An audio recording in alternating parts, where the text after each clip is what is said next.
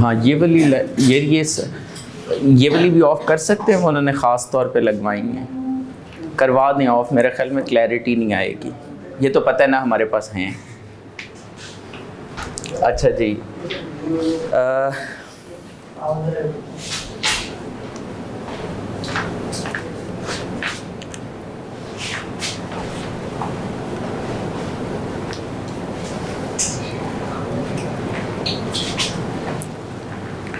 औज़ुबिल्लाहिमिनश्शैतानिर्रजीम बिस्मिल्लाहिर्रहमानिर्रहीम। इसकी setting I think ठीक है, हाँ सही है। अच्छा जी, हमने लास्ट क्लास में अगर आप देखें, लास्ट वीक में इनफैक्ट काफ़ी सारे कॉन्सेप्ट्स कवर किए थे, ठीक है, और मैं समझता हूँ ज़ाती तौर पर कि it was a bombardment of jargons. हमने स्टार्ट किया कंपनी से, फिर हमने कहा कंपनी को books of account and financial statements prepare करने होती हैं। फिर हमने कहा कि तब भी तसल्ली नहीं होती शेयर होल्डर्स की, तो वो क्या कहते हैं, नहीं, लॉ ने क्या उसका हल निकाला कि इन फाइनेंशियल स्टेटमेंट्स का जो कंपनी ने प्रिपेयर किया उसका कोई इंडिपेंडेंट ऑडिटर ऑडिट करे, ठीक है। ऑडिट की ज़रूरत क्यों पड़ी वो हमने देखा। एजेंसी कॉन्सेप्ट के ओनर्स फ़र्क हैं, कंट्रोलर्स फ़र्क हैं। फिर उस एजेंसी कॉन्सेप्ट की रीजनिंग वगैरह हमने सब कुछ करके हमने कहा कि अच्छा ऑडिटर करता क्या है, तो हमने कहा ये चेकिंग करता है, एग्जामिनेशन करता है किसकी, फाइनेंशियल स्टेटमेंट्स की। फिर हमने देखा फाइनेंशियल स्टेटमेंट्स होती क्या हैं, उसके जो कंपोनेंट्स हैं उनको हमने एक्सप्लोर किया। फिर हमने कहा ये जो ऑडिटर जब इंडिपेंडेंट चेकिंग कर लेते हैं तो उसका आउटपुट क्या होता है, what is the output of audit? assurance report, auditor's report, independent auditor's report to the shareholders, to the members of the company। और ऑडिटर रिपोर्ट में क्या पड़ा होता है, ओपिनियन किसके बारे में, फाइनेंशियल स्टेटमेंट्स के बारे में। ये ओपिनियन नहीं होता कि डायरेक्टर्स बहुत नेक हैं, ये ओपिनियन नहीं होता कि कंपनी बड़ी अच्छी चल रही है, जैसी चल रही है ना नंबर्स वैसा ही बता रहे हैं, ये ओपिनियन होता है, ओपिनियन ऑन फाइनेंशियल स्टेटमेंट्स। उसके बाद ओपिनियन ऑन फाइनेंशियल स्टेटमेंट्स। अब ओपिनियन एक्सप्रेस करने के लिए याद है हमने कहा था राय देने के लिए the auditor needs to have some evidence, the auditor needs to have some evidence जो कि कैसा हो, सफिशिएंट भी हो और अप्रोप्रिएट भी हो। What is sufficient, what is appropriate depends on judgement of the auditor, auditor की प्रोफेशनल जजमेंट पर डिपेंड करता है। वहां से फिर हमने एक बात की, अच्छा चलो अल्लाह का शुक्र है ऑडिट हो गया, मतलब अब फाइनेंशियल स्टेटमेंट्स पर आंखें बंद करके रिलाय कर सकते हैं, क्योंकि ऑडिटर गारंटी दे रहा है कि फाइनेंशियल स्टेटमेंट्स ठीक हैं। ऑडिटर गारंटी नहीं दे रहा, क्योंकि गारंटी होती है 100% अश्योरेंस, एब्सोल्यूट अश्योरेंस, लेकिन ऑडिटर कौन सी अश्योरेंस दे रहा होता है, reasonable assurance. Reasonable assurance is a high level of assurance but not absolute assurance. इसीलिए अगर आपको याद हो मैंने लिखा था reasonable assurance is not equal to absolute assurance. एक हाई लेवल ऑफ अश्योरेंस है लेकिन एब्सोल्यूट अश्योरेंस नहीं है। क्यों रीजनेबल अश्योरेंस देता है, ये अभी हमने जनरली तो डिस्कस कर लिया था। एक आइडिया अब्दुल्ला ने हमें दे दिया था कि जी फाइनेंशियल रिपोर्टिंग में एस्टीमेट्स इन्वॉल्व होते हैं, तो अगर मैनेजमेंट सर्टन नहीं है तो ऑडिटर कैसे गारंटी कर दे कि ये एस्टीमेट्स 100% एक्यूरेट हैं। इसके अलावा भी कुछ रीजंस हैं वो हम एक्सप्लोर करेंगे प्रॉब्ली टुमारो और अ डे आफ्टर टुमारो। ठीक होगी बात। अच्छा, उसके बाद फिर हमने अश्योरेंस के डिफरेंट लेवल्स देखे थे। रीजनेबल अश्योरेंस इंगेजमेंट की अगर मैं आपसे पूछ लूँ कोई मुझे एग्जाम्पल बता दें। Audit of financial statements, audit of financial statements is an example of a reasonable assurance engagement. Limited assurance में हमने पढ़े थे review of financial statements, review of forecast, और फिर मैंने कहा बस जाने दें, प्रैक्टिकल एग्जाम्पल से इलिस्ट्रेट करवाऊंगा। और एंड पर फिर हमने जब ये सारा अश्योरेंस के बारे में इतनी बात की तो हमने कहा अब फॉर्मली समझ लेते हैं कि अश्योरेंस इंगेजमेंट दरअसल होती क्या है। तो अश्योरेंस इंगेजमेंट दरअसल क्या होती है, वो जो डब्बे बनाए थे ना, 1 2 3 4 5 6 7 डब्बे थे, मैनेजमेंट, एफएस, एएफआरएफडब्ल्यू। एएफआरएफडब्ल्यू क्या है, ऑडिटर, एविडेंस, अश्योरेंस रिपोर्ट। और अश्योरेंस रिपोर्ट किसको जाती है, टू द इंटेंडेड यूजर्स। अगर आप ये लॉजिकल फ्लो माइंड में रखें ना, आपको कुछ याद करने की ज़रूरत नहीं है। सिर्फ लॉजिक माइंड में रखें कि मैनेजमेंट की भाई जिम्मेदारी है फाइनेंशियल स्टेटमेंट बनाना as per applicable financial reporting framework, auditor की क्या जिम्मेदारी है, एविडेंस हासिल करना और अश्योरेंस रिपोर्ट इशू करना। किसके लिए? हम कहते हैं ना independent auditors report to the members of the company intended users के लिए। अश्योरेंस एंगेजमेंट की डेफिनेशन में अगर आप नोट करें तो हम जनरलाइज्ड टर्मिनोलॉजी यूज कर रहे थे। क्यों? ऑडिटर नहीं कहते थे बल्कि मिस्टर जैसा बताया प्रैक्टिशनर कहते थे। क्यों? क्योंकि अश्योरेंस की इंगेजमेंट की एक एग्जांपल ऑडिट है, लेकिन और भी बहुत किस्म की अश्योरेंस इंगेजमेंट्स दुनिया में एग्जिस्ट करती हैं। तो सर आज की क्लास में ये जो सारे कॉन्सेप्ट्स पढ़े ना, आज की क्लास में ये कॉन्सेप्ट्स क्योंकि बिल्कुल फंडामेंटल्स हैं, बेसिक्स हैं ऑडिट के, तो ताकि आपके दिमाग में ये फिक्स हो जाएं, आप इनको इंशाल्लाह ताला कभी भूलें ना। उस चीज़ को इंश्योर करने के लिए मैं आपकी कुछ चीज़ें होती हैं जो कि हम सुन के याद रखते हैं, कुछ चीज़ें होती हैं जो हम पढ़ते हैं तो हमें याद रहती हैं, और कुछ चीज़ें हैं जो मैं आपकी पिक्चर मेमोरी में सेव कराने लगा हूँ कि जब कभी भूलेंगे ना तो इंशाल्लाह ताला देखिए डिफरेंट तरीक़ों से समझ रहे हैं ना कॉन्सेप्ट, तो एक तरह से भूलेंगे तो दूसरा तरीके से कॉन्सेप्ट माइंड में आ जाएगा। मतलब डिफरेंट मोड्स हैं कॉन्सेप्ट रिटेन करने के। इसमें सबसे पहला जो हमने एक बेसिक कॉन्सेप्ट पढ़ा था वो क्या था? एजेंसी कॉन्सेप्ट, कि ओनर्स फ़र्क हैं, कंट्रोलर्स फ़र्क हैं, लेकिन ज़बानी कलामी ना तसल्ली नहीं होती। तो ताकि आपकी अच्छे तरीके से तसल्ली हो, ये बेसिकली एनुअल रिपोर्ट है किस कंपनी की? फौजी फर्टिलाइज़र कंपनी लिमिटेड। अच्छा, अब इसमें इधर आपको मैं दिखाता जा रहा हूँ profile of the board. Board मतलब बोर्ड ऑफ डायरेक्टर्स। अच्छा, डायरेक्टर्स को डायरेक्टर्स क्यों कहते हैं? क्योंकि ये कंपनी को डायरेक्शन देते हैं ना, कंपनी के अफेयर्स को डायरेक्ट करते हैं, कौन से मार्केट्स में ऑपरेट करना है, कौन सी चीज़ किस तरीके से करनी है, तो क्योंकि डायरेक्शन देते हैं ना, तो इसलिए इनको डायरेक्टर्स कहते हैं। बात समझ में आ रही है? बोर्ड ऑफ डायरेक्टर्स में ये आपके पास अब लोग आइडेंटिफाइड हैं, ज़रा बस देखते जाइएगा। ये अभी बोर्ड ऑफ डायरेक्टर्स ही चल रहे हैं, ये भी बोर्ड ऑफ डायरेक्टर्स चल रहे हैं, ये भी बोर्ड ऑफ डायरेक्टर्स हैं। अच्छा, यहाँ पर आकर कितने टोटल मिला के हुए? 3 × 4 12। अब ये जो आपकी स्क्रीन पे दिख रही है ना, ये क्या है?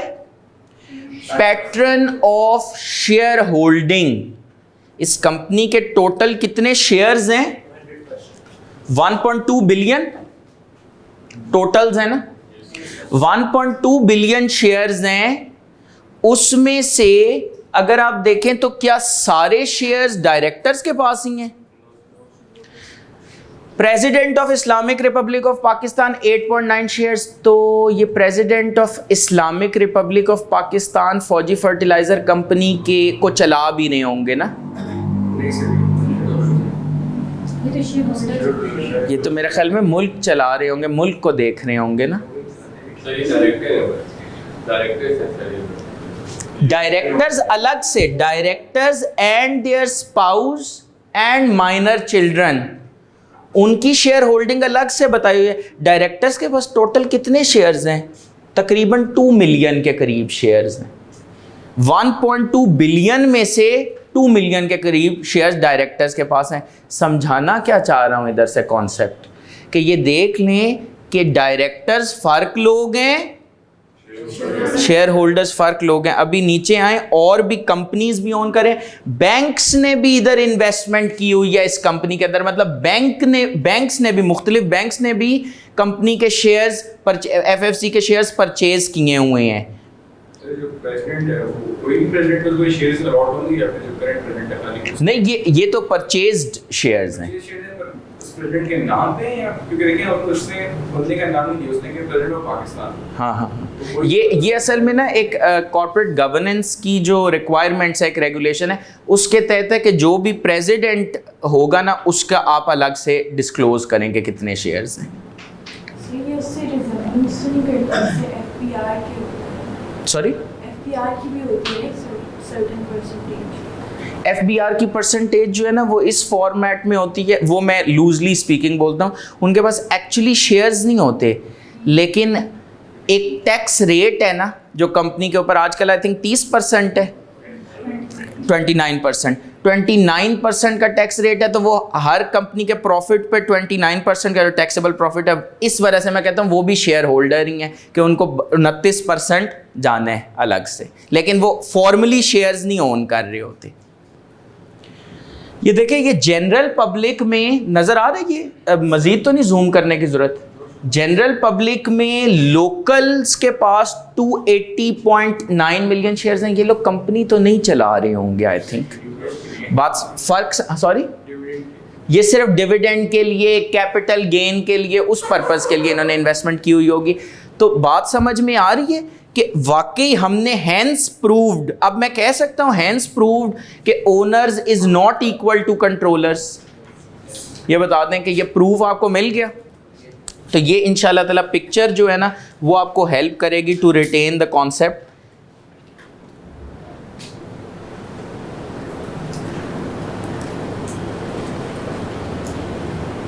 अच्छा, इसके बाद हमने एक चीज़ पढ़ी थी मैनेजमेंट की रिस्पॉन्सिबिलिटीज़ के हवाले से। अगर मैं सीन सेटिंग के नोट साथ साथ रखूं अपने पास, साथ साथ आप ताकि मार्क भी करते जाएं।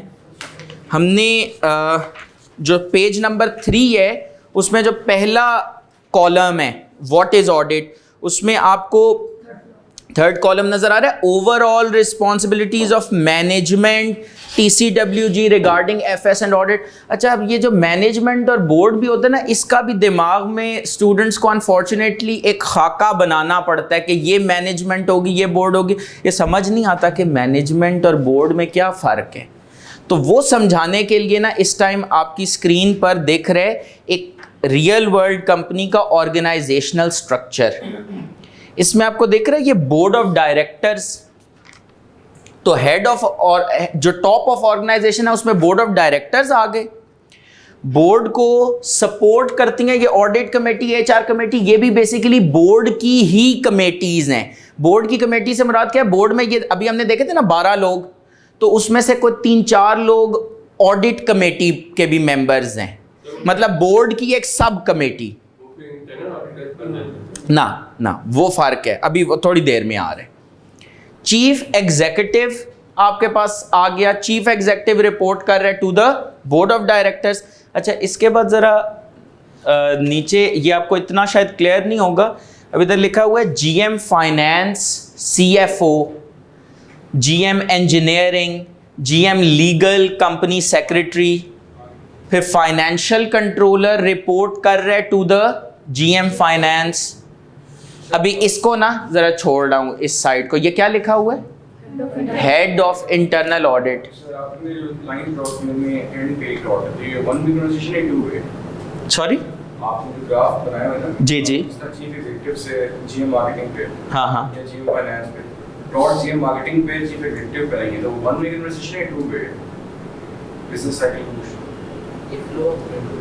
ये बेसिकली ये जो ये वाली डॉट्स हैं ये बेसिकली एक डायरेक्शन को शो कर रही हैं कि जी कहाँ पर वो उसका एंड पॉइंट, मतलब फ्लो किस तरह जा रहा है। आपने कहा ना कि ये चीफ एग्जीक्यूटिव को रिपोर्ट नहीं करेगा, ये चीफ एग्जीक्यूटिव को रिपोर्ट करेगा, बिल्कुल। ये जो लाइंस हैं ना, ये बेसिकली रिपोर्टिंग लाइंस हैं कि मैं आपको टॉप से बॉटम लेके आ रहा हूँ, लेकिन रिपोर्टिंग तो बॉटम से अप होगी, बॉटम टू टॉप होगी। अच्छा, इधर GM फाइनेंस जैसे CFO है सर, ये सब जो लोग हैं ना, ये बेसिकली कॉन्स्टिट्यूट करती है मैनेजमेंट ऑफ द कंपनी। ये क्या कॉन्स्टिट्यूट करती है, मैनेजमेंट ऑफ द कंपनी। इस मैनेजमेंट को बेसिकली बोर्ड ने इंस्टॉल की है, इस मैनेजमेंट को बेसिकली बोर्ड ने इंस्टॉल की है ताकि वो अब बोर्ड की एज एजेंट उसने काम करना है ना शेयर होल्डर्स का। तो बोर्ड ने आगे मैनेजमेंट इंस्टॉल की है जो कि वो सारे काम एग्जीक्यूट कर रही है। जिस तरह नहीं होता सब डेलीगेशन, डेलीगेट कर देना, तो बोर्ड ने आगे ये मैनेजमेंट इंस्टॉल की है जो कि ये सारे काम कर रही है। अब यहां पर आपको एक और कॉन्सेप्ट, तो ये लोग हैं बेसिकली, जैसे स्पेसिफिकली अगर मैं मैनेजमेंट में कहूँ ना, तो ये वो ग्रुप है, ये वो टीम है जो कि रिस्पॉन्सिबल है for preparing financial statements in accordance with applicable financial reporting framework. ये प्रिपेयर करेंगे financial statements as per IFRS या जो भी एप्लीकेबल फाइनेंशियल रिपोर्टिंग फ्रेमवर्क है। और जो बोर्ड है, जो बोर्ड है वो फिर उन फाइनेंशियल स्टेटमेंट्स को ऑथोराइज करते हैं। ये बात थोड़ी बहुत समझ में आ रही है? जो बोर्ड है उन फाइनेंशियल स्टेटमेंट्स को ऑथोराइज करता है, उसके ऊपर दस्तखत करता है। अभी उसका भी प्रूफ दिखाऊंगा। ठीक हो गई बात? अच्छा, एक चीज इधर वैसे ही समझने के लिए, ये कॉन्सेप्ट वैसे एडवांस कॉन्सेप्ट है। यहां पर आपको लिखा नजर आ रहा है हेड ऑफ इंटरनल ऑडिट। अच्छा, इंटरनल ऑडिट की जो रिपोर्टिंग है, आप देख रहे हैं, एक तो ये फर्म लाइन है, फर्म लाइन मतलब पक्की लाइन है, और एक डॉटेड लाइन भी है हल्की हल्की। ये मैं ग्रुप में भी आप लोगों के साथ शेयर कर दूंगा। इसकी रिपोर्टिंग अगर आप देखें तो किसको है? जिसमें बोर्ड ऑफ डायरेक्टर्स बैठे हैं। ये जो डॉटेड लाइन है ना, इसका मतलब है इसकी रिपोर्टिंग सीईओ को भी है, लेकिन for admin related matters, for admin related matters. जो इसकी फंक्शनल रिपोर्टिंग है, मतलब जो इसके काम से रिलेटेड मामलात है ना, उसके लिए ये किसको रिपोर्ट करेगा? ऑडिट कमेटी को, मतलब इंडिपेंडेंट डायरेक्टर्स को। उसका मकसद क्या होता है सर? उसका मकसद ये होता है, सीईओ तो खुद मैनेजमेंट के साथ है ना, तो अगर इंटरनल ऑडिटर, उसके इंटरनल ऑडिटर क्या होता है? मॉनिटर। इंटरनल ऑडिटर अगर आप देखें सबसे अलग और सबसे जुदा है। ये ना इन सारों के ऊपर नजर रखता है। ये बेसिकली मॉनिटर है। ये क्या है? ये मॉनिटर है। ये सारों के ऊपर ना नजर रखे हुए। अब ये इन सारों के ऊपर नजर रखे और हम इसको कहें कि तुम सीईओ को ही रिपोर्ट करो, तो मसला ये है कि सीईओ इन सब की एक्टिविटीज के लिए जिम्मेदार भी है। तो अगर वो सीईओ को रिपोर्ट कर रहा होगा तो वो इतना इंडिपेंडेंट नहीं होगा, इसलिए इसको यहाँ पे एक इंडिपेंडेंट रिपोर्टिंग चैनल प्रोवाइड किया गया। अगर किसी को ये बात नहीं भी समझ आई तो टेंशन नॉट, ये दोबारा कॉन्सेप्ट अभी तो वैसे ही जिक्र नहीं, जिस तरह कभी कभी होते हैं ना हम एक बात का जिक्र करते हैं, तो बस जिक्र की है। आगे ये कॉन्सेप्ट बहुत डिटेल में, इसके ऊपर एक पूरा चैप्टर है, वहाँ पर ये कवर होगा। वहाँ पर वैसे कनेक्ट करवाऊंगा कि लेक्चर 5 में मंडे का दिन था, हमने ये ऑर्गेनाइजेशनल स्ट्रक्चर एक कंपनी का देखा था, और आप फिर मुझे ऐसे हैरत से देख रहे होंगे। आप लोगों ने ना, जब मैं कहूँ ना कि आपने ये देखा था चीज़, तो आपने शो करना है। ऐसे एक्सप्रेशंस जो है ना वो इस तरह के देने के बिल्कुल बिल्कुल जाहिर है देखा था, चाहे याद ना हो। ठीक है, इससे ज़रा ना मोटिवेशन रहती है। अच्छा जी, आई होप सो कि ये थोड़ा सा ऑर्गेनाइजेशनल स्ट्रक्चर के ऊपर बोर्ड और जो मैनेजमेंट में डिस्टिंक्शन है वो थोड़ी बहुत क्लैरिटी उसके ऊपर आ गई है। अच्छा जी, इसके बाद अगर आप देखें तो ये एक कंपनी है, suppose Indus motor company limited, Toyota. इनके एनुअल रिपोर्ट है 2022 की, ये मैं आपके साथ शेयर कर रहा हूँ, कुछ गलत तो नहीं कर रहा? ये पब्लिक इंफॉर्मेशन है, ये आप खुद भी डाउनलोड कर सकती हैं, दिस इज़ अवेलेबल। तो कोई ऑफ कोर्स आपके साथ कोई ऐसी इंफॉर्मेशन नहीं शेयर की जाएगी जो कि क्या हो, कॉन्फिडेंशियल इंफॉर्मेशन हो, वही इंफॉर्मेशन शेयर की जाएगी जो कि पब्लिकली अवेलेबल है। इंडस मोटर कंपनी लिमिटेड की ये क्या है? Annual report. एनुअल रिपोर्ट मतलब फाइनेंशियल स्टेटमेंट्स है ना, नोट्स टू द फाइनेंशियल, वो तो फाइनेंशियल स्टेटमेंट्स का हिस्सा है। ऑडिटर्स रिपोर्ट सही होगी, डायरेक्टर्स रिपोर्ट, चेयरमैन्स रिव्यू। तो इसका मतलब है annual report is equal to something more than FS. Annual report is equal to FS plus auditors report plus the host of other reports. जैसे अभी आपने नाम लिया पता नहीं क्या, चेयरमैन्स रिव्यू, किसने बोला था डायरेक्टर्स रिपोर्ट। तो सर बिल्कुल ऐसा ही है, इसमें उन्होंने वो बोर्ड की प्रोफाइल दे के स्ट्रक्चर जी, आई एम सॉरी, नहीं, प्रोस्पेक्टस डिफरेंट चीज़ है। प्रोस्पेक्टस इनिशियल वो शेयर कैपिटल वगैरह रेज करने के लिए, एनुअल रिपोर्ट तो सालाना बन रही है, इसीलिए इसका नाम भी, जैसे नहीं होता रिपोर्ट कार्ड, एक इंडिविजुअल का रिपोर्ट कार्ड होता है, ये एनुअल रिपोर्ट कंपनी का रिपोर्ट कार्ड है, यूं समझ लें। ये एनुअल रिपोर्ट कंपनी का रिपोर्ट कार्ड है। एक स्टूडेंट की रिपोर्ट कार्ड में उसकी परफॉर्मेंस होती है ना, इस एनुअल रिपोर्ट में कंपनी की परफॉर्मेंस होती है कि कंपनी ने कैसा परफॉर्म किया। इसमें जैसे आप देखें चेयरमैन्स रिव्यू है, डायरेक्टर्स रिपोर्ट है, statement of compliance with listed companies code of corporate governance है। अच्छा, फिर आपके पास क्या आ गई? Independent auditors report to the members of Indus motor company limited, क्योंकि ये खसूसी तौर पर हैं, ये अवामुल नास के लिए भी तभी जनरली पब्लिकली अवेलेबल है, लेकिन खसूसी तौर पर इसका एड्रेसी कौन है? मेंबर्स। एड्रेसी मतलब जिसको रिपोर्ट एड्रेस की जा रही होती है। तो ये किसको एड्रेस की गई है? To the members of Indus motor company. इसका ऑडिटर कौन है? PwC, फर्ग्यूसन एंड को। अच्छा, इन्होंने, अगर आप नोटिस करें, अब थोड़े से मैं कॉन्सेप्ट्स लिंक करवाऊंगा, इन्होंने ओपिनियन एक्सप्रेस की है, ये आपको दिख रहे? इन्होंने ओपिनियन एक्सप्रेस की है। क्या लिखा हुआ है ओपिनियन सेक्शन में? ओपिनियन की जबान सपोज कर लेते हैं you are a member of Indus motor company limited, तो ऑडिटर आपसे मुखातिब है और कह रहे we have audited the financials, we have audited the annexed financial statements of Indus Motor Company Limited। annexed का मतलब क्या होता है? जो साथ नथी हुई हुई हैं, जो साथ अटैच हुई हुई हैं। financial statements of Indus Motor Company Limited which comprise the, अच्छा अब बता रहे कि इन financial statements में क्या कुछ शामिल है? statement of financial position as at this date and the statement of profit or loss, the statement of comprehensive income, the statement of changes in equity, statement of cash flows for the year that ended, and notes to the financial statements, including a summary of significant accounting policies and other explanatory information। ये यहाँ तक जितना मैंने बताया ये basically क्या है? Components या एलिमेंट्स ऑफ फाइनेंशियल स्टेटमेंट्स, ये हमने पढ़े थे। आपके ख्याल में ये क्यों ऑडिटर इतना तरद्दुद कर रहे हैं ये बताने का कि मैंने जो जिनका ऑडिट किया है उसके कंपोनेंट्स क्या है?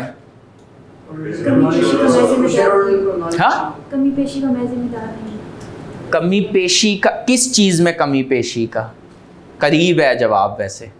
सब्जेक्ट मैटर को क्लियर करने के लिए। क्या बात है, वेरी गुड। सब्जेक्ट मैटर को क्लियर करने के लिए कि किस चीज पर मेरा ओपिनियन है, बहुत पास पहुंच गए हैं और जरा क्लैरिटी चाहिए। वैसे तकरीबन आपने 95% जवाब दे दिए। बाकी आपने क्या बाकी? Very good. क्या बाकी? सर ये जो अभी हम एनुअल रिपोर्ट में घुमा रहा था आपके साथ, आपने देखा था इसमें और पता नहीं क्या क्या कुछ था। बाकी चीजों के ऊपर मेरा ओपिनियन नहीं है, बाकी चीजों के ऊपर मेरा ओपिनियन नहीं है। वो ये बेसिकली कहना चाह रहे हैं। नहीं समझ आ रही कि मैंने ऑडिट सिर्फ जिनको मैं फाइनेंशियल स्टेटमेंट बता रहा हूं ना, मैंने बस इनका ऑडिट किया है। मैंने डायरेक्टर्स रिपोर्ट का ऑडिट, मैंने चेयरमैन्स रिव्यू का लेकिन ऑडिट किया है नहीं, मैंने चेयरमैन्स रिव्यू का भी ऑडिट नहीं किया। इसमें लिखा है ना फाइनेंशियल स्टेटमेंट्स, और फाइनेंशियल स्टेटमेंट्स के अंदर चेयरमैन्स रिव्यू तो शामिल नहीं है। मैंने एनुअल रिपोर्ट में चाहे 1000 और चीजें आ रही हो, मैंने उनका ऑडिट नहीं किया। मेरा ऑडिट सिर्फ लिमिटेड है, मतलब मेरा ऑडिट सिर्फ लिमिटेड जैसे मुराद है मेरी जो चेकिंग जो मैंने जिन चीजों की है वो महदूद है कहां तक? एफएस तक। और एफएस में क्या क्या चीजें शामिल है उसको भी उसने क्लियर कर दिया ताकि कोई शक की गुंजाइश बाकी ना रहे। अच्छा, आगे वो क्या कहते हैं?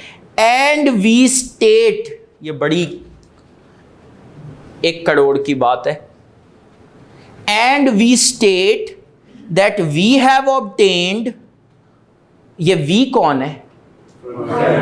Auditor Ferguson. We have obtained all the information and explanations which to the best of our knowledge and belief were necessary for the purposes of the audit. आपको मैनेजमेंट की जो रिस्पॉन्सिबिलिटीज और बोर्ड की रिस्पॉन्सिबिलिटीज वाला डब्बा है उसमें responsibility number 3 याद है? उसकी जिम्मेदारी थी ना इंफॉर्मेशन प्रोवाइड करना, एक्सेस टू पर्सन प्रोवाइड करना, ताकि ऑडिटर उनसे रेलेवेंट इंफॉर्मेशन एक्सप्लेनेशन गैदर कर सके, ऑब्टेन कर सके।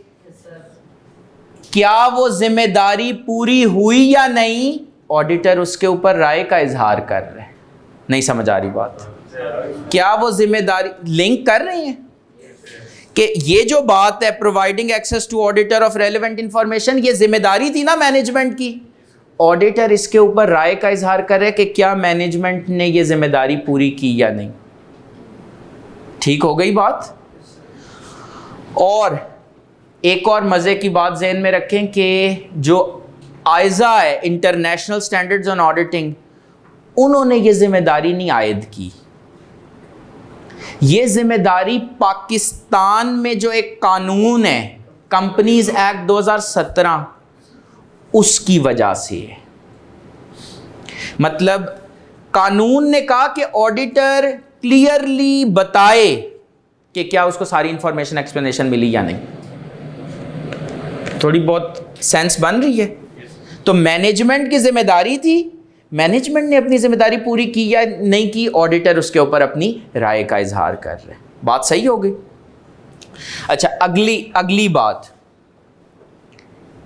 in our opinion and to the best of our information and according to the explanations given to us, the statement of financial position, statement of profit or loss, the statement of comprehensive income, the statement of changes in equity and the statement of cash flows together with the notes forming part thereof conform with the, ये CONFIRM नहीं है, CONFORM है। Conform मतलब match करना, agree करना। तो वो क्या कह रहे? thereof conform with the accounting and reporting standards as applicable in Pakistan and give the information required by the Companies Act in the manner so required and respectively give a true and fair view of the state of the company's affairs as at this date and the profit and other comprehensive income comprehensive loss होगा तो उसने comprehensive loss लिख दिया। The changes in equity and its cash flows for the year then ended। Sir जिम्मेदारी number 1 देखते हैं। मैं पढ़ा रहा ऑडिटर्स रिपोर्ट हूं, दिखा रहा ऑडिटर्स रिपोर्ट हूं, लेकिन साथ साथ उसको कनेक्ट किससे करवा रहा हूं? मैनेजमेंट की जिम्मेदारी से। Page number 3 column number 1 what is audit, डब्बा number 3 overall responsibilities of management TCWG regarding FS and audit. Number 1 responsibility जरा पढ़े सारे ऊंची आवाज में। मैंने थोड़ा सा ऊंचा, मेरा गला आपने देखे तो थोड़ा सा उससे मैच आस पास करें। आप लोग तो अकेले नहीं मैच कर पा रहे।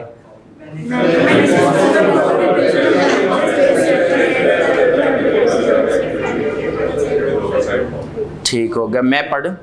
Management responsible for preparation of FS as per applicable financial reporting framework with oversight from board of directors. Sir management की जिम्मेदारी थी ना FS बनाना as per applicable financial reporting framework.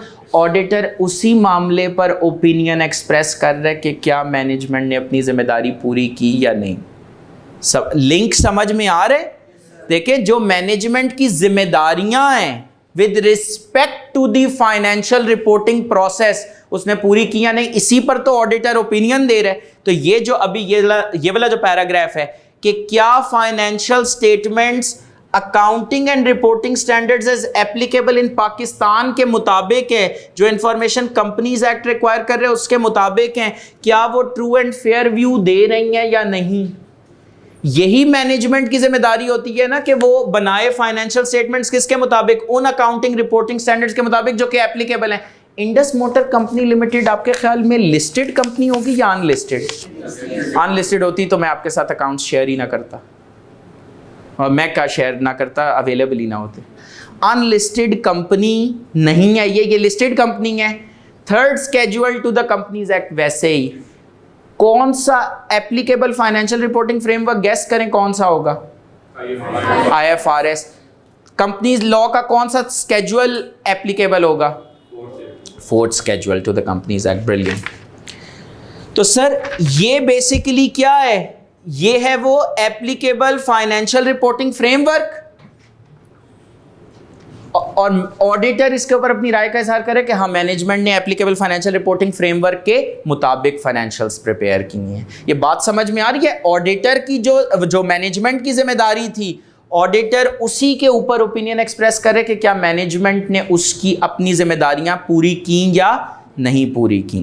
Sir आप रीजनेबल एश्योरेंस दे रहे हैं या फिर रीजनेबल एश्योरेंस दे रहे हैं? हाँ, यहाँ ये जो है ना, अच्छा यहाँ से किस तरह पता लग रहा है रीजनेबल एश्योरेंस? एक तो वो कह रहे हैं ना इन आवर ओपिनियन, और साथ जरा कैविएट देखना, to the best of our information and knowledge जो हमें मिली है, क्योंकि इंफॉर्मेशन प्रोवाइड करना मैनेजमेंट का काम है। अच्छा, लेकिन बड़ा अच्छा आपका सवाल है और मैं पहुंच गया हूँ। आप ये असल में ये नहीं पूछ रहे, ये पूछना चाह रहे हैं कि नहीं तो यहाँ से ये कैसे पता लगा कि ये गारंटी नहीं है? सर यहाँ से तो वाकई इतना क्लियर नहीं हुआ, लेकिन इसमें एक सेक्शन है आपके लिए, खाली आपके लिए आंसर कर रहा हूँ। Auditors responsibilities for the audit of financial statements की ना पहली लाइन में ही वो बता रहे, और रीजनेबल एश्योरेंस के ऊपर ना तफसील से मेंबर्स को क्लियर कर रहे कि बाद में मत्थे ना लगना,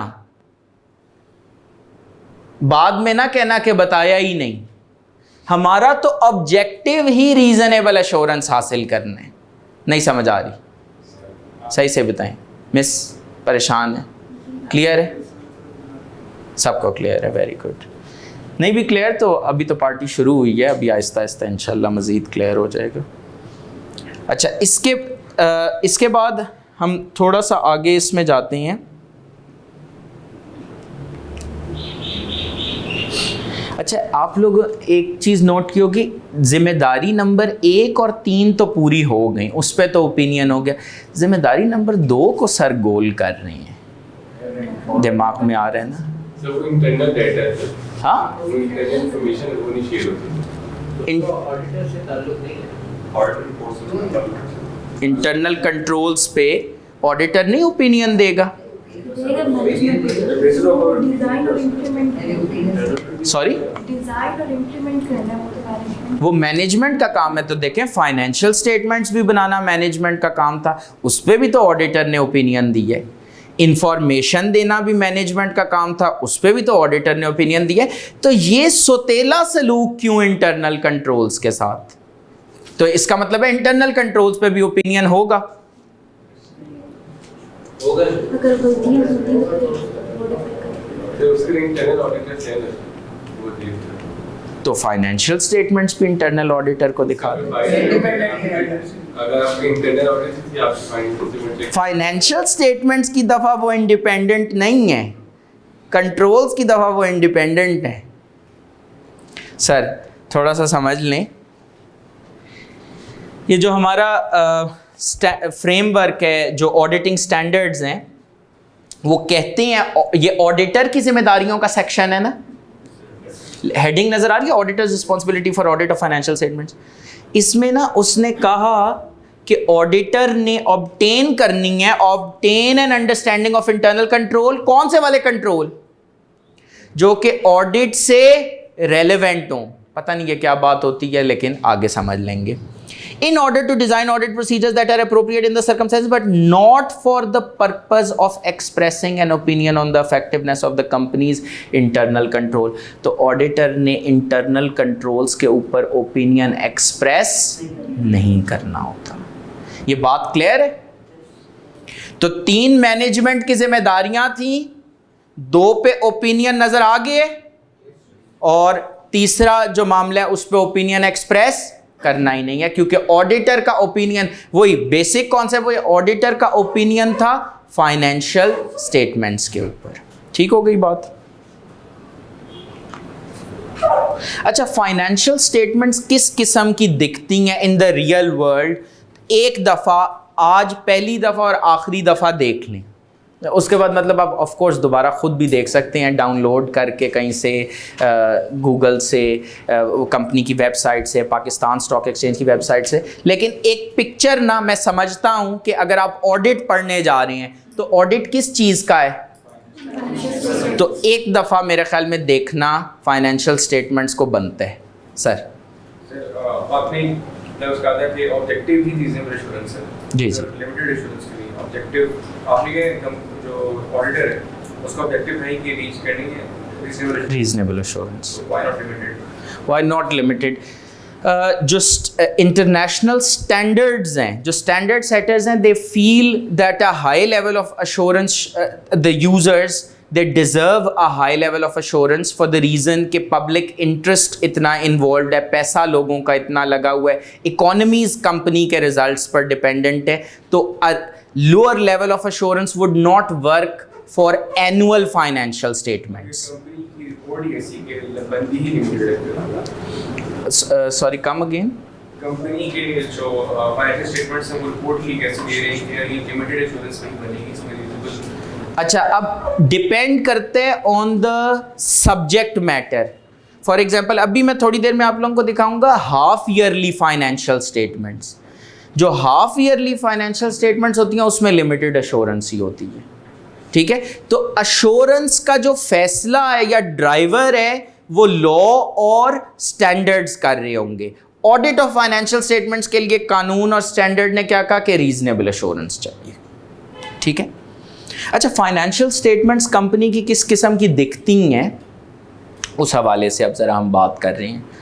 ये आपके पास एसेट्स की पोजीशन है और इसमें आप देख रहे हैं करंट ईयर के भी नंबर्स आ रहे होते हैं और पिछले साल के भी, मतलब 2022 की रिपोर्ट है तो 2022 के नंबर्स भी आ रहे हैं और 2021 के नंबर्स भी आ रहे हैं। ये बात फॉलो कर रहे हैं। फिर उसके बाद पूरी क्लासिफिकेशन है और साथ आपको ये नोट्स नज़र आ रहे हैं, इसीलिए आपसे इतने नोट्स वो बनवाते हैं पेपर में। FR2 के पेपर में, FR1 में शायद कम होता होगा लेकिन FR2 में ज़्यादा होता होगा। आपसे बनवाते हैं ना डिस्क्लोजर नोट्स कि ये PPE है तो इसका डिस्क्लोजर नोट बना के दिखाएं। ये वो सारे नोट्स हैं कि ये जो इस नंबर से यहाँ तक पहुँचा कैसे पहुँचा, क्या एडिशंस हुई, क्या डिलीशंस हुई, क्या डिप्रिसिएशन एक्यूमुलेट हुई, कौन से एसेट की डिप्रिसिएशन माइनस हुई, कोई इम्पेयरमेंट लॉस था नहीं, सारी चीज़ें। ये बेसिकली उसकी तफसीलात हैं। ये आपके पास financial statement of financial position है जिसमें आपके पास एसेट्स, इक्विटी और लायबिलिटीज़ दिख रही हैं। इसके बाद आपके पास आगे स्टेटमेंट ऑफ प्रॉफिट और लॉस। मैंने ये आगे एक एग्जाम्पल यूज़ करनी है, सिर्फ इसका ना रेवेन्यू का ट्रेंड देख लीजिएगा। ये कौन सी कंपनी है? Indus motor. और रेवेन्यू में आप परसेंटेज इंक्रीज देख रहे हैं, आई थिंक मोर देन 50% का इंक्रीज है। हाँ, सेल्स में है खाली। हालांकि ये ज़रा साल देखें 2022, इन्फ्लेशन, रिसेशन, कितना कुछ हम सुन रहे थे, सेल बढ़ी है। एज एन ऑडिटर जिसने भी ऑडिट किया होगा वो 1 मिनट के लिए चौंका ज़रूर होगा और मैं आपको इसका प्रूफ दिखाऊंगा इसी क्योंकि रिपोर्ट में वो अवेलेबल है कि ऑडिटर चौंका या नहीं। बात समझ रही हैं? ये बस याद रखना है कि इस कंपनी में इतना % इंक्रीज आया था। फिर बाद में जब एक कॉन्सेप्ट समझा रहा हूँ ना तो उधर काम आएगा। Statement of comprehensive income, cash flows, statement of changes in equity, और फिर आ जाता है notes to and forming part of the financial statements. याद है बताया था notes of the financial statements नहीं, notes to the financial statements. पहला note company and its operation, summary of significant accounting policies. सबसे जो इम्पोर्टेंट नोट है sir, सबसे इम्पोर्टेंट नोट, उसको लाल डब्बे में किया है बंद। ये आपको लाल डब्बा नजर आ रहा है, क्या लिखा हुआ है? Statement of compliance. ये फाइनेंशियल स्टेटमेंट्स किसने बनाई हैं? मैनेजमेंट ने। वो क्या कहते हैं? वो ये कहते हैं these financial statements have been prepared in accordance with the accounting and reporting standards is applicable in Pakistan. The accounting and reporting standards applicable in Pakistan comprise of IFRS issued by International Accounting Standards Board as notified under Companies Act and provisions of and directives issued under the Act. अगला जो जुमला लिखा हुआ है वो ये है कि अगर इन दोनों में कोई कॉन्फ्लिक्ट है तो क्या प्रिवेल करेगा? IFRS है ना, लोकल लॉ, कंपनीज एक्ट की प्रोविजंस डायरेक्टिव्स प्रिवेल करेंगे। ये दावा कौन कर रहा है? Management of the company. ये क्लेम कौन कर रहा है कि ये फाइनेंशियल स्टेटमेंट्स IFRS के मुताबिक बनी है? Management of the company. यही बात है ना, किसी को कोई शक हो, और इसी के ऊपर ऑडिटर ओपिनियन दे रहा है। अब यहां पर ना एक कॉन्सेप्ट जरा लिंक करना है। मिस स्टेटमेंट याद है? Misstatement is equal to IFRS minus FS या FS माइनस IFRS, जो भी कह लें एक ही बात है। एक ही बात है, एक ही बात है। इस पे हमने बड़ी सहर हासिल गुफ्तगू की थी। साइंस से तो कोई फर्क हमने फिर एंड में यही कंक्लूड किया था नहीं पड़ता। मिस स्टेटमेंट, मैं एक स्टेटमेंट दूं, आप उसको जब बदल के पेश करें तो मैं कहूंगा ये आप मिसस्टेट कर रहे हैं मेरी बात को, गलत बयानी। मिस स्टेटमेंट गलत बयानी को कहते हैं आम अल्फाज में। सर ये फॉर्मूला का प्रूफ आपको बताता हूं कि ये फॉर्मूला, एक सवाल ये भी हो सकता है ना, नहीं जी क्यों, why is misstatement is equal to IFRS minus FS? उसका जवाब आज मिलने लगे। ये मैनेजमेंट कह रही है कि फाइनेंशियल स्टेटमेंट्स मैंने बनाया IFRS के मुताबिक, और करे क्या यहां पर ये जो इंटेंजिबल एसेट्स नजर आ रहे हैं, इंटेंजिबल एसेट्स नजर आ रहे हैं, इसमें रिसर्च कॉस्ट भी कैपिटलाइज की हुई है। अगर इसमें ये की हुई नहीं है, एक्चुअली ये ऑडिटेड फाइनेंशियल स्टेटमेंट्स हैं, रिसर्च कॉस्ट कैपिटलाइज नहीं, कि मैं एक हाइपोथेटिकल एग्जांपल दे रहा हूं। हाइपोथेटिकल एग्जांपल है कि इस इंटेंजिबल एसेट्स के अंदर एक रिसर्च कॉस्ट भी आपको कोई बता दे पड़ी हुई है, तो फिर मैनेजमेंट का ये जुमला गलत बयानी नहीं होगी, क्योंकि मैनेजमेंट ने कहा कि ये फाइनेंशियल स्टेटमेंट्स IFRS के मुताबिक बनी है, जबकि ऐसा नहीं है। जब उन्होंने रिसर्च कॉस्ट को कैपिटलाइज वैसे करने में कोई बुराई होती है? IFRS अलाउ ही नहीं करता रिसर्च कॉस्ट को कैपिटलाइज करना। हाँ, अगर कंपनी लॉ कहता तो हाँ फिर करना पड़ता, फिर कोई मसला नहीं था। यहाँ पर बात समझ में आ रही है कि मिस स्टेटमेंट को क्यों मिस स्टेटमेंट कहा गया? क्योंकि सर ये गलत बयानी होगी कि एक जगह मैनेजमेंट कहे कि हमने ये जो फाइनेंशियल्स है ना ये बनाई हैं एज पर IFRS, और जगह जगह IFRS की खिलाफ वर्जी अगर हुई हो तो मैं कह सकता हूं मेरे ख्याल में कि मैनेजमेंट गलत बयानी कर रही है। मैनेजमेंट का ये जुमला झूठ पर मबनी हो जाएगा, मैनेजमेंट का ये जुमला गलत हो जाएगा। बात समझ में थोड़ी बहुत आ रही है? फिर उसके बाद हमने सर बात एक कई बार क्योंकि की थी रिगार्डिंग एस्टिमेट्स।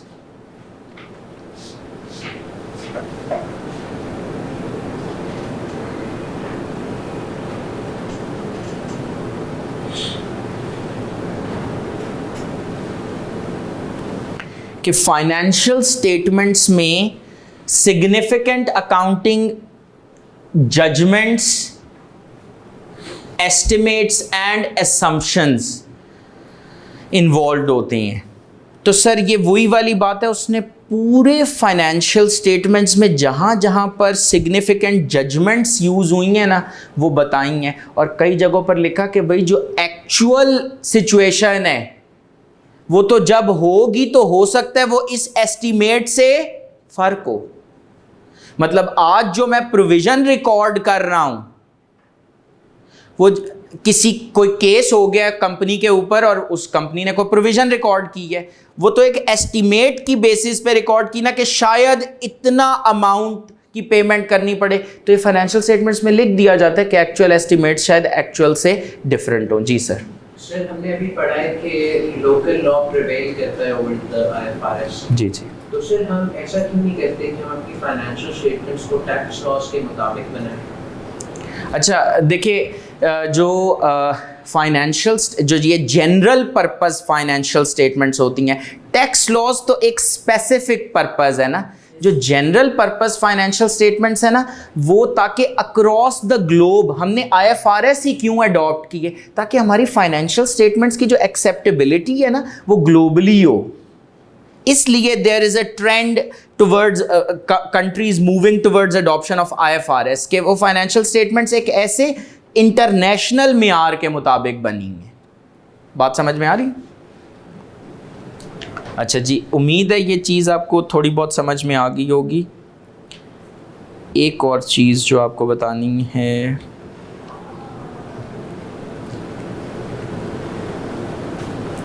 बिस्मिल्लाहिर्रहमानिर्रहीम।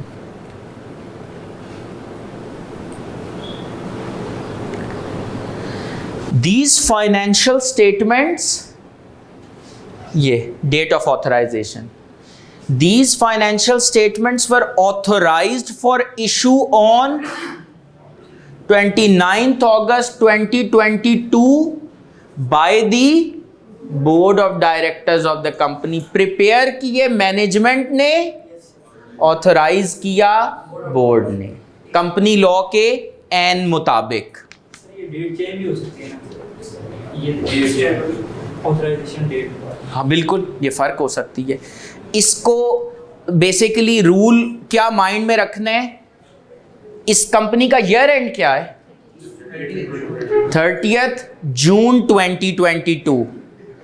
AGM कितने दिनों में होनी चाहिए, 120 दिनों में। ईयर एंड से 30 जून 2022 में ऐड करें 120 दिन, वहां तक AGM होनी चाहिए। वहां से वर्क बैक कर लें कि नोटिस ऑफ AGM जाना होता है 21 दिन पहले मेरे ख्याल में, तो उससे पहले पहले फाइनेंशियल स्टेटमेंट्स ऑथोराइज्ड होनी चाहिए। तो अगर आप यहां पर देखें तो उन्होंने इनफैक्ट थोड़ा अर्ली प्रोसेस कंप्लीट कर लिया, मतलब जून के बाद जुलाई में कितने दिन होते हैं, 31, और अगस्त 29, 31 प्लस 29 मतलब 60 दिनों के अंदर अंदर ही उन्होंने फाइनेंशियल स्टेटमेंट्स ऑथोराइज करा ली। अब वो नोटिस दे सकते हैं और सब कुछ। वो 120 जो है वो ये बेसिकली वो मैक्सिमम है टाइम। एग्जैक्टली थोड़ी बहुत बात समझ में आ रही है? मतलब फाइनेंशियल स्टेटमेंट्स पहले प्रिपेयर होंगी, ये डेट हमेशा ईयर एंड की डेट के बाद की डेट होगी। ये बात मानते हैं? ये डेट हमेशा ईयर एंड की डेट के बाद की डेट होगी, और बोर्ड ऑथोराइज करता है बेसिकली इन फाइनेंशियल स्टेटमेंट्स को। तो इसके ऊपर जो लिस्टेड कंपनीज के लिए अगर आप देखें तो अच्छा, इन फाइनेंशियल स्टेटमेंट्स पे आपको कहीं पर ऑडिटर के दस्तखत नहीं नजर आए, क्योंकि फाइनेंशियल स्टेटमेंट्स बनाना मैनेजमेंट की जिम्मेदारी है ना। आपको CFO, CEO और बोर्ड की authorization via vice chairman and director आपको उनके दस्तखत नजर आ रहे हैं, क्योंकि ये जिम्मेदारी ऑडिट, अगर इसके ऊपर ऑडिटर दस्तखत कर देना तो बड़े मसले की बात है।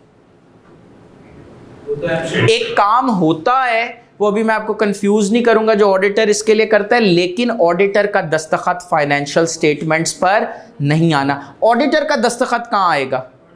ऑडिटर्स रिपोर्ट पे। इसका मतलब है आज आपको ये भी पता लग गया कि ऑडिटर्स रिपोर्ट पे दस्तखत भी होता है ऑडिटर का। ठीक हो गई बात? सर ये शेयर होल्डर्स को जा सकती है पहले ऑथराइज करने से पहले? नहीं। अच्छा, ये बड़ा अच्छा सवाल है इनका। एक पॉइंट का थोड़ा सा क्लियर जी जी प्लीज प्लीज। मतलब ये मतलब ऑडिटेड डेट मतलब वो चेंज हो रही है, मतलब एक तो डायरेक्ट ऑथराइज हो रही है ना। ठीक है, यहाँ में शेयर होल्डर्स शायद आ रहे थे या उसके बाद। अच्छा, मैं बिल्कुल कंफ्यूजन समझ गया हूँ मैं आपका क्वेश्चन। बड़ा अच्छा इनका क्वेश्चन है, इसके लिए मेरे ख्याल में तालियां बनती हैं। I really appreciate the question.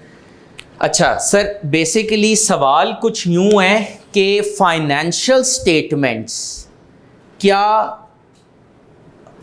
Unaudited, क्या अनऑथराइज्ड फाइनेंशियल स्टेटमेंट्स मेंबर्स के हवाले की जा सकती हैं या नहीं, ये सवाल है। सर जो कानून है ना पाकिस्तान का, वो क्या कहते हैं, वो कहते हैं, और जो IFRS में भी है, कि पहले बोर्ड फाइनेंशियल स्टेटमेंट्स को ऑथोराइज करेगा, अब एक सवाल सॉरी मैं आपसे कर लूं, क्या ऑडिटर्स रिपोर्ट जो है वो 29 अगस्त 2022 से पहले की डेट की हो सकती है? क्यों? जब तक फाइनेंशियल स्टेटमेंट्स ऑथोराइज नहीं होंगी ना, ऑडिटर उसके ऊपर दस्तखत अपनी रिपोर्ट इशू नहीं करेगा। एक बात क्लियर हो गई? अच्छा मुझे एक चीज बताएं, ऑडिटर्स रिपोर्ट की डेट क्या 30 अगस्त 2022 हो सकती है? हो तो सकती है, लेकिन उसको टाइम ज़्यादा लगता है। इसका जवाब बस 2-4 दिन नहीं, झूठ हो जाएगा, अगले हफ्ते। पॉइंट बड़ा वैलिड है वैसे, आई अप्रिशिएट इट। 29 अगस्त से ऑडिटर रिपोर्ट 30 अगस्त हो सकती है। अच्छा ऑडिटर रिपोर्ट की डेट 29 अगस्त हो सकती है? हो तो सकती है, लेकिन इसमें नहीं हो सकती। चलें आज देखते हैं वैसे ऑडिटर रिपोर्ट की क्या डेट है। वैसे ही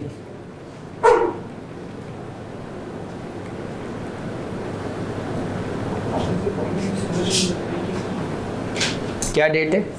सितंबर 5, 2022। इसका मतलब है 29 अगस्त नहीं हो सकती डेट। सर याद रखें सेम डेट भी हो सकती है। मतलब ये 5 सितंबर इधर लिखा हुआ है, लेकिन आपको दुनिया में बेतहाशा कंपनीज ऐसी मिलेंगी जिसमें जिस डेट पर बोर्ड ने ऑथराइज किया ना, उसी डेट पे ऑडिटर रिपोर्ट इशू हो जाती है। अब ऐसा ये बात असल में कुछ प्लानिंग ऑडिटर इस तरह की कर रहा होता है कि वो अपने सारे प्रोसीजर सारा काम पहले से ही मुकम्मल कर चुका होता है, बस उसको एक फॉर्मल गो अहेड की का इंतज़ार होता है कि मेरे पास इन राइटिंग ये दस्तखत शुदा फाइनेंशियल स्टेटमेंट्स एक दफ़ा आ जाएं, मैं उनको एक दफ़ा चेक कर लूं। ओवरऑल काम सारा कर चुका है पहले से। रिपोर्ट भी इनफैक्ट वो बना के बैठे होती हैं सॉफ्ट में, उसका प्रिंट नहीं निकला होता, उसके ऊपर दस्तखत नहीं होते, बना के बैठे होते हैं कि जैसे ही क्लाइंट की तरफ से हमें फाइनेंशियल्स वो अप्रूवल ऑथराइज शुदा फाइनेंशियल्स आएंगी, हम रिपोर्ट इशू कर देंगे। बात नहीं समझ आ रही? ठीक हो गया? अच्छा जी, इसके बाद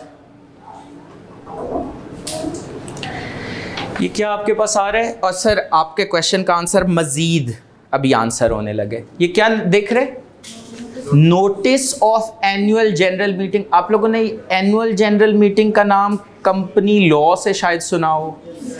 अब मीटिंग से पहले ना उसका एक नोटिस जाता है, मीटिंग से पहले उसका एक नोटिस जाता है जिसमें एजेंडा लिखा होता है कि जी इस मीटिंग में हमने क्या डिस्कस करना है, इस मीटिंग में हमने क्या डिस्कस करना है।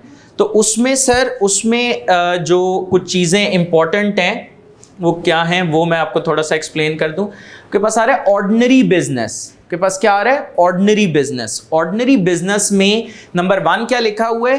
To receive, consider and adopt the annual audited financial statements of the company for the year ended June 30, 2022 together with the chairman's review and directors and auditors report thereon. To receive, consider and adopt. याद है? Authorise तो हो गई financial statements, approve तो हो गई financial statements, share holders members इसको approve नहीं कर रहे मीटिंग में, क्या कर रहे हैं? अडॉप्ट कर रहे हैं। क्या कर रहे हैं? अडॉप्ट कर रहे हैं। और उसके अलावा एजीएम में ही ये जो एनुअल जनरल मीटिंग हुई ना, इसमें क्या हुआ? बल्कि अभी इसकी मीटिंग होनी है, सितंबर 30, 2022 को है इसकी मीटिंग, ठीक है ना। तो उसमें क्या तीसरा एजेंडा आइटम है? To appoint auditors and fix their remuneration for the year ending June 30, 2023। Mistake हो गई है। हाँ तो अगले साल 23 ही बनेगा ना, तो सही है। इसका मतलब है टू अपॉइंट ऑडिटर्स। एजीएम में ही अगर आपको याद हो तो ऑडिटर्स की अपॉइंटमेंट होती है आमतौर पर, एक्सेप्शनल सिचुएशंस भी एग्जिस्ट करती हैं, लेकिन आमतौर पर एजीएम में ही अपॉइंटमेंट होती है. The present auditors messrs AF Ferguson and co chartered accountants retire and being eligible. क्या लिखा हुआ है? And being eligible. Auditor independence की वजह से इनएलिजिबल भी हो सकता है ना. तो and being eligible have offered themselves for reappointment. तो अगर वो अपॉइंट हो गए तो इसका मतलब है उनकी ऑफर एक्सेप्ट हो गई. थोड़ी बहुत सेंस बन रही है? नहीं भी बन रही तो कोई टेंशन नहीं है, ये कॉन्सेप्ट्स आगे रिविजिट भी करने हैं, क्योंकि जब तक ये कॉन्सेप्ट्स पक्के नहीं होंगे तब तक आगे सीन ऑन नहीं होगा. अच्छा सर, आपका क्वेश्चन आंसर हो रहा है. आप लोगों के क्वेश्चंस देखें कितने आप लोगों की माशाल्लाह से, आप अपना नसीब चेक करें कि कितना अच्छा है कि जो आपके क्वेश्चंस हैं वो सम हाउ और दी अदर इन इलस्ट्रेशंस में और इन एग्जांपल्स में डिस्कस हो रहे हैं. एक हमने कॉन्सेप्ट पढ़ा था रीजनेबल एश्योरेंस का. ऑडिट में रीजनेबल एश्योरेंस होती है या नहीं? जान नहीं छुड़ानी, सही से बताएं. होती है. लेकिन उसके अलावा एक लिमिटेड एश्योरेंस का भी कॉन्सेप्ट एग्जिस्ट करता है दुनिया में, और limited assurance is the highest level of assurance. It's a moderate level of assurance. Absolute के पास, रीजनेबल के पास नहीं, रीजनेबल से भी कम, because reasonable assurance is a high level of assurance. Limited assurance is a moderate level of assurance. फर्क वाज़ेह है. Reasonable high, limited moderate. ये बात याद रहेगी या नहीं? अच्छा, अब ये लिमिटेड एश्योरेंस एंगेजमेंट्स कौन सी होंगी? उसमें एक एग्जांपल क्या दी थी? Review of financial statements. For instance ये जिस तरह आपके पास फौजी फर्टिलाइजर कंपनी है, ये अपनी एनुअल फाइनेंशियल स्टेटमेंट्स प्रिपेयर करती है ना. एनुअल मतलब सालाना. इसी तरह ये अपनी हाफ ईयरली फाइनेंशियल स्टेटमेंट्स भी प्रिपेयर करती है. हाफ ईयरली मतलब 6 महीने के क्या रिजल्ट्स हैं.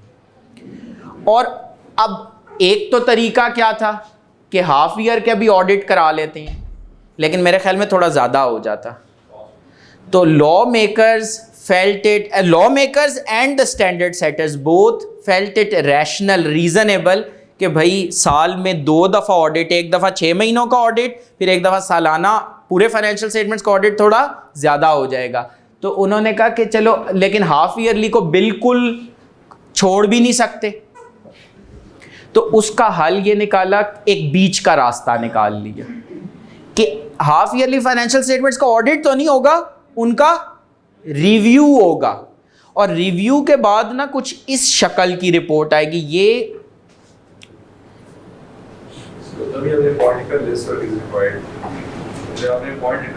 Lace work is required. अब यहां पर सर चेक करें, ये condensed interim statement of profit और लॉस है for the 6 month period ended June 30, 2021, क्योंकि फौजी फर्टिलाइजर का ईयर एंड वैसे है दिसंबर 21.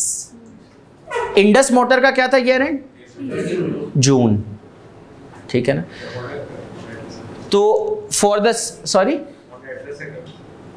होंडा पता नहीं, देखना पड़ेगा, देख के बता दूंगा. फॉर द 6 month, सारे नहीं मुझे याद, ये तो 2 जो पढ़ा रहा था वो याद है. For the 6 month period ended June 21. यहाँ पर बात समझ में आ रही है? ये 6 महीनों के. अब ये नंबर्स इधर दिए हुए हैं 6 महीनों के. अब अगर आप ज़रा वापस जाएं, इसके ऊपर ऑडिटर की रिपोर्ट है, लेकिन कौन सी रिपोर्ट? Review report. नजर आ रहा है? Independent auditors review report. अच्छा, इसकी ज़रा ज़बान चेक कीजिएगा. ओपिनियन का तो नामो निशान ही नहीं है. ये अपनी आंखों से देख लें और इसको दिमाग में सेव कर लें. अब ओपिनियन का तो नामो निशान ही नहीं है. क्या लिखा हुआ है? कंक्लूजन. और ज़रा पढ़िएगा. Based on our review, nothing has come to our attention that causes us to believe that the accompanying condensed interim FS are not prepared in all material respects in accordance with the accounting and reporting standards as applicable in Pakistan for interim financial reporting. अभी audit का opinion याद है Not. कैसे खुल के auditor खेल रहा था? In our opinion FS give a true and fair view. In our opinion, they conform with the applicable financial reporting framework. यहां पर कैसे बैक फुट पे है, नजर आ रहा है डिफेंसिव.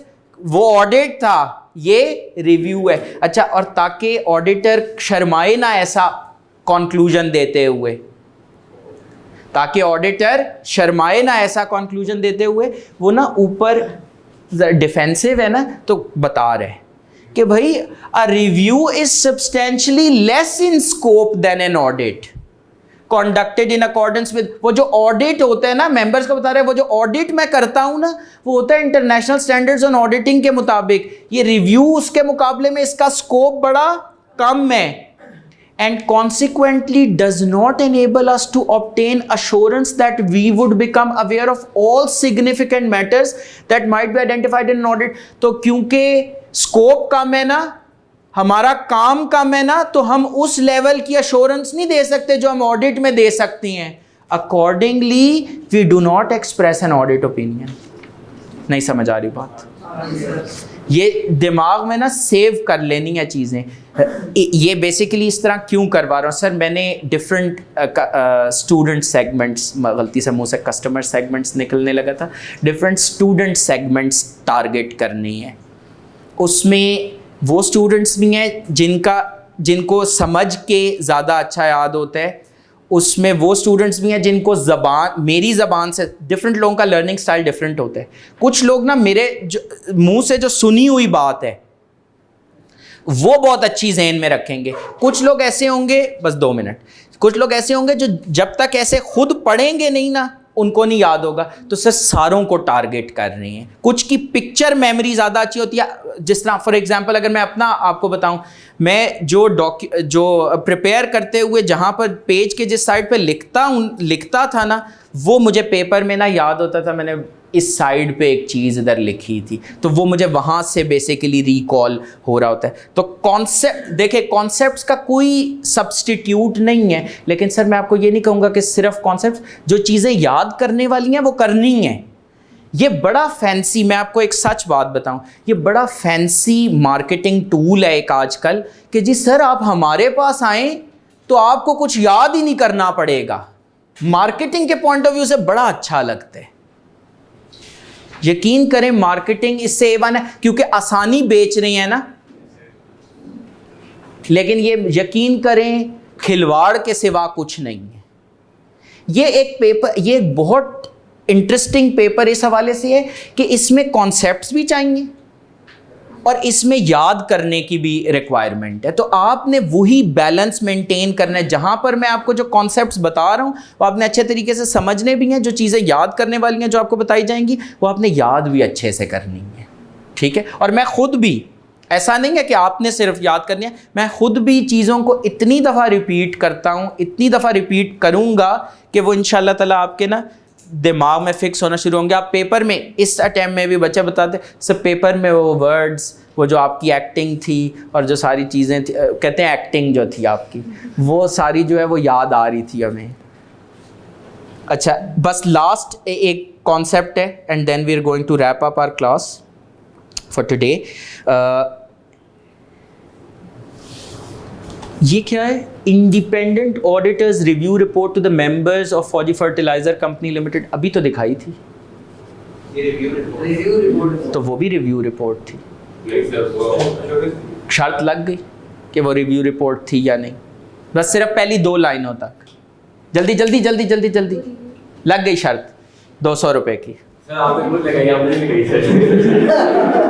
ऐसे नहीं, ऐसे नहीं.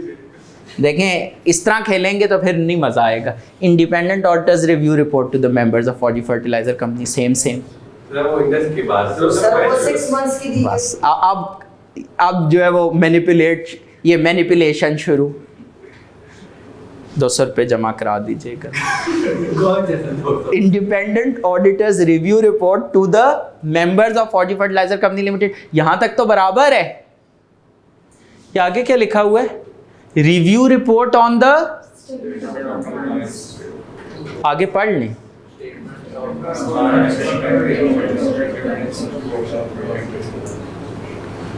तो कोई अश्योरेंस दी होगी? ये से थोड़ी हाँ, ये देखते हैं थोड़ी बहुत है या ज्यादा बहुत है। ये सर इस पैराग्राफ पे फोकस करें और मुझे पढ़ के बताएं ये लिमिटेड अश्योरेंस है या रीजनेबल अश्योरेंस है। एकदम पहली लाइन से ही पता लग रहा है, जैसे ही पढ़ा ना, nothing has come to our attention, पता लग गया ये कौन सी अश्योरेंस है, लिमिटेड अश्योरेंस है। क्योंकि अगर रीजनेबल अश्योरेंस होती तो खुल के in our opinion FS give a true and fair. Sir मुझे ज़रा इसमें थोड़ी सी चीज़ों का जवाब दे दें, चलेंगे तो आप लोग माशाल्लाह फ़ौरन पहुंच गए। इसमें प्रैक्टिशनर का नाम बता सकते हैं? फर्गसन, मतलब जो ऑडिटर है वही इसमें प्रैक्टिशनर है। सही हो गई बात। अच्छा, इसमें मुझे आप सूटेबल सब्जेक्ट मैटर बता सकते हैं? हाँ, इंटरिम फाइनेंशियल स्टेटमेंट्स। हाँ हाँ, नहीं बता, सारे आइडियाज ने। Statement of compliance, excellent. Statement of compliance लिखा हुआ है ना, we believe that the statement of compliance, इसका पूरा नाम है statement of compliance with the code of corporate governance. ये है इसमें सब्जेक्ट मैटर। ठीक है, क्राइटेरिया कोई बता सकता है? क्या बात है, ये आपने कहाँ से पढ़ा है? अच्छा, ये इधर ये लिखा हुआ है ना, सही बता रहे हैं भाई। लिस्टेड कंपनीज उन पे तो एप्लीकेबल ही नहीं था, नेटिंग ऑफ अलाउड नहीं IFRS में। Listed companies code of corporate governance regulations 2019, नहीं समझ आ रही। ये क्राइटेरिया IFRS नहीं होता था हमेशा क्राइटेरिया, वो उसके लिए था।